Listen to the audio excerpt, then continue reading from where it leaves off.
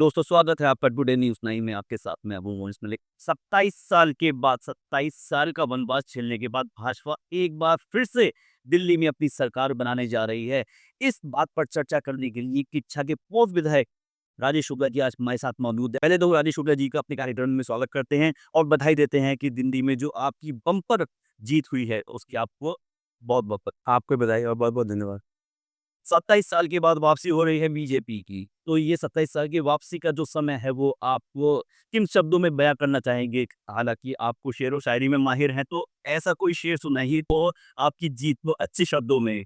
भैया मैं ये कहना चाहता हूँ कि ये जो जीत हुई है, ये लोगों का जो विश्वास है, तो पूरे देश में जो भाजपा के साथ लोगों का विश्वास है और जिस विश्वास को हम दिल्ली में हासिल नहीं कर पा रहे थे। दिल्ली में एक बहुरूपिया किस्म का नेतृत्व जिसने एक नया प्रयोग किया था, जो खुद भ्रष्टाचारी था और अपने को ईमानदार बनने की कोशिश करता था, जिसने अन्ना हज़ारे के आंदोलन का एक समर्थन लेकर के दिल्ली के भोले-भाले लोगों को भ्रमित करने का काम किया था।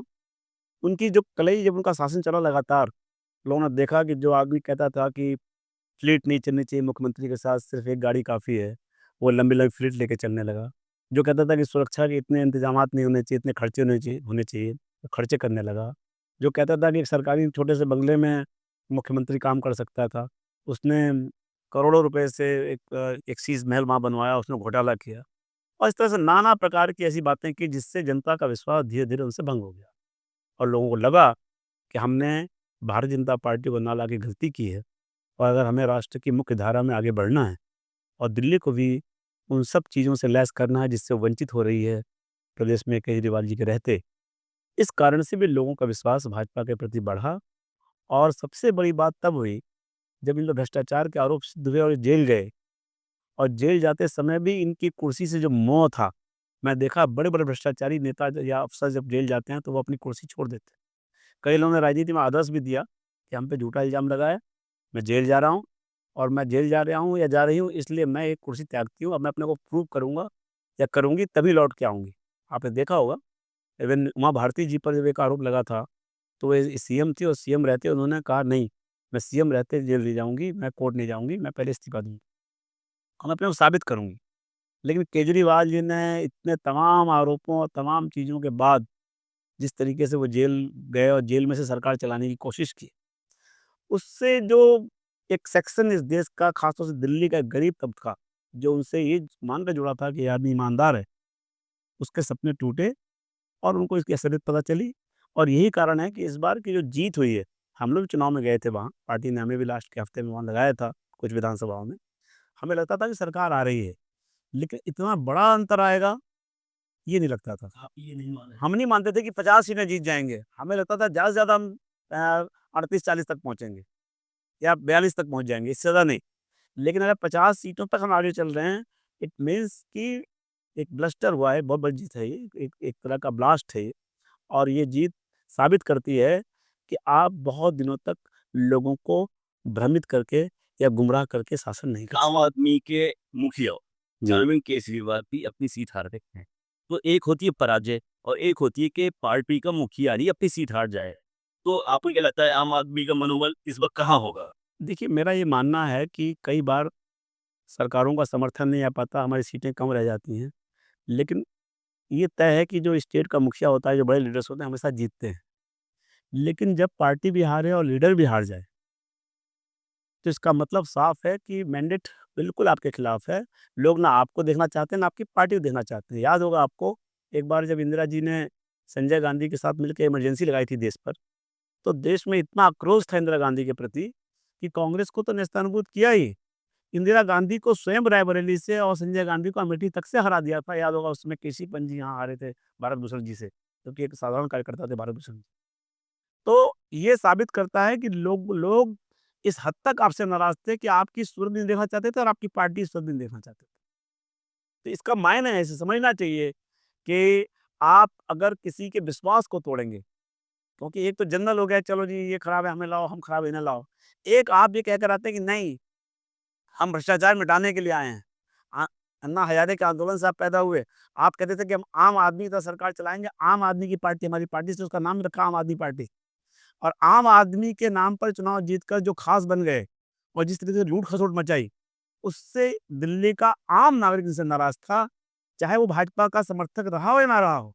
लेकिन इनसे वो इतना नाराज़ था कि वो इनको मिटाना चाहता था और उसे दिखाई दिया कि इन्हें मिटाने का काम सिर्फ़ भाजपा कर सकती थी, तो वो लोग भाजपा के साथ आ और यही कारण है कांग्रेस वहाँ शून्य पे पहुँच गई। कांग्रेस तो शून्य पर है वहाँ पे और आम आदमी पार्टी अभी तक 20 सीटों पर अपनी बढ़त बनाए हुए है।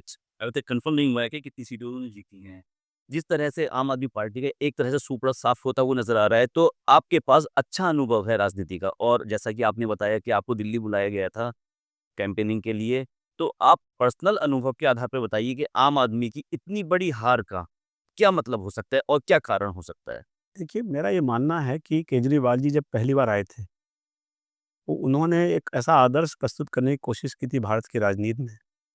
उन्होंने कहा था कि हम अन्य नेताओं की तरह नहीं हैं, अन्य पार्टियों की तरह नहीं हैं, हम पेशेवर पॉलिटिशियन नहीं हैं, हम तो आईआईटीएन हैं और हम पढ़े-लिखे लोग हैं। उन्होंने अपना वेशभूषा भी ऐसे बनाई थी, इसमें कुर्ता-पजामा नहीं था, शर्ट पैंट पहनना, मफलर डाल के ऐसे चलना कि मैं एक आम आदमी दिखाई दूँ, जैसे एक आम व्यक्ति होता है। और उन्होंने जो उसके पहले जो अपनी भूमिका बनाई थी, उसमें ख़ास तौर पर जो दिल्ली का गरीब आदमी था, जो दिल्ली का वीकर सेक्शन था, जो दिल्ली में ऑटो चलाने वाला हो या छोटा काम करने वाला कोई मज़दूर हो, कोई कर्मचारी हो, कोई छोटा-मोटा प्लम्बर हो, कोई इस तरह के जो छोटे लोग होते हैं, जो गरीबी से निकलते हैं ऊपर को, या जो मध्यम वर्ग, उसमें उन्होंने एक आशा की किरण दिखाई और उन्होंने ये साबित किया कि मैं भारत की राजनीति में बिल्कुल डिफरेंट हूँ। मैं आम आदमी के लिए आया हूँ, मेरी आम आदमी पार्टी है और उन्होंने सबसे बड़ा निशाना बनाया था भ्रष्टाचार को, क्योंकि उनका ये मानना था कि देश हमारा इसलिए आगे नहीं बढ़ पा रहा है कि देश में भ्रष्टाचार है। और उन्होंने अन्ना हज़ारे जी ने जो आंदोलन किया था, उस आंदोलन से चूँकि वो निकल कर आए थे, इसलिए लोगों ने विश्वास भी किया कि यार ये आदमी कुछ बदल सकता है। लेकिन धीरे-धीरे जब उनके कलई खुलती गई, जब उनका आवरण हटता गया और लोगों ने महसूस किया कि आदमी झूठ बोलता है, अपनी बात पे टिकता नहीं है, जो बात यहाँ कहता है ठीक उसके उल्टा वहाँ बोलता है। मुसलमानों में गए तो कह दिया कि मंदिर की जगह अस्पताल बनना चाहिए। हिंदुओं में गए तो कह दिया कि राम मंदिर हम ही भक्त हैं राम के, वहाँ मंदिर बनना चाहिए। तो आज जो ये मीडिया का जो नया दौर आया है, उस ज़माने में आप जो भी कुछ बोलते हैं, आप ये ना सोचें कि मैं इस कमरे में आज जो कुछ बोल रहा हूँ केवल यही है।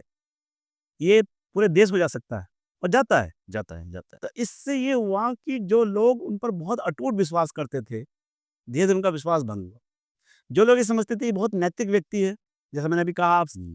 कि जेल गए और जेल जाते समय भी कुर्सी से चिपके रहने का जो उन्होंने मैसेज दिया पूरे अपने समाज में, तो जो उनके बहुत बड़े फॉलोअर्स थे, जो ये मान के चल रहे थे कि केजरीवाल को शायद झूठा फँसाया गया होगा। उन्हें भी लगा कि नहीं अगर इसको झूठा ही फँसाया गया था तो भी ये कुछ नैतिकता दिखाता।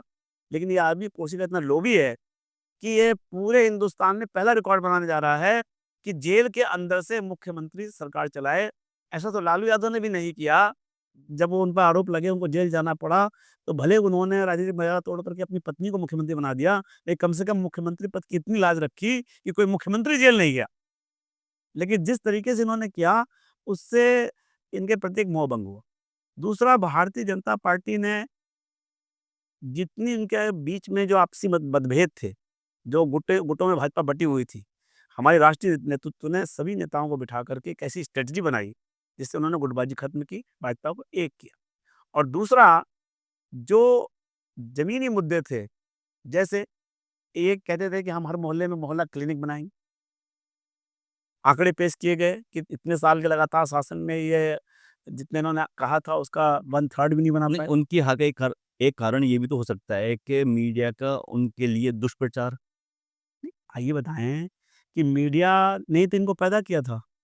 अगर हम इस पे आएँ, हुँ। तो शुरुआत के दौर में जब ये पार्टी इन्होंने बनाई, तो आपको याद होगा मनोज भाई कि उस समय के जितने बड़े-बड़े मीडिया पर्सन्स भी इनके इस आंदोलन में भी आए थे, इनकी पार्टी में भी आए थे। लेकिन ध्यान रखिएगा, इनसे वो सब अलग हो गए, कुमार विश्वास भी अलग हुए, अन्य लोग भी अलग हुए, जो अलका लांबा जैसे। लगातार पत्रकार थे, बड़े सीनियर जर्नलिस्ट थे, इनकी पार्टी में तो अलग हुए क्योंकि जब उन्होंने करीब से इस आदमी के कार्य को देखा, इनकी क्रियाप्रणाली को देखा, इनका निर्णय लेने की क्षमता को देखा, भ्रष्टाचार के साथ इनके समझौते देखे, लूट-खसोट देखी, तो धीरे-धीरे सारे पत्रकार इनसे अलग हो गए। अब आज ये कहते हैं कि साहब मीडिया का दुष्प्रचार।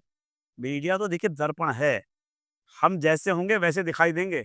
अगर हमारे यहाँ कालिख लगी होगी, तो शीशा हमें कालिख लगा हुआ ही दिखाएगा। मीडिया पे तो अब आप हार गए तो आप कहते हैं मीडिया ने कर दिया। पहले ये कहते थे, आज मैं इनके एक प्रवक्ता को सुन रहा था अभी टीवी पर, पहले ये कहते थे कि कोर्ट से सज़ा पाना ही भ्रष्टाचार नहीं है, जनता की अदालत में भी सज़ा मिलती है।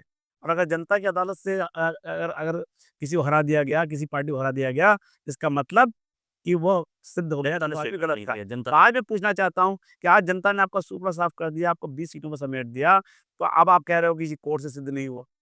ये जो दोहरा मापदंड है, जो दोहरा चरित्र है, जो दोगलापन है, राजनीति में अब दोगलापन स्वीकार नहीं होगा। अब जो अवेयरनेस आई है नई जनरेशन में, अब जितने आप चैनल्स और जितने माध्यम बन गए हैं जानकारियों के, अब आप कोई चीज़ छुपा नहीं सकते। आपका पूरा चरित्र, आपके निर्णय, आपके काम शीशे की तरह जनता के सामने साफ दिखते हैं। और अब दोगला चेहरा लेकर, दोगला चरित्र लेकर के आप राजनीति नहीं कर सकते। ये भी संदेश दिल्ली की जनता ने दिया है। दिल्ली की जनता ने ये संदेश दे दिया है आम आदमी पार्टी को और केजरीवाल जी को। केजरीवाल जी अपनी सीट खुद नहीं बचा पाए। एक वीडियो वायरल हो रही है, मैंने वो वीडियो देखी थी, तो उसमें केजरीवाल जी, पता नहीं पुरानी वीडियो है, नई है, कब की ये पता नहीं चल रहा। लेकिन ये कह रहे हैं कि मोदी जी को एक जन्म और लेना पड़ेगा मुझे हराने के लिए। लेकिन आज तो देखिए, हार गए। भारत के संस्कृति में इस तरह की चीज़ों की कोई स्थान नहीं। रावण को अहंकार हो गया था कि मैंने इंद्र को भी हरा दिया और मैंने कुबेर को भी बाँध लिया, यमराज भी मेरे घर में बंधा हुआ है, जो मैं चाहूँगा वो होगा, मुझे कोई हरा नहीं सकता, मुझे कोई मार नहीं सकता।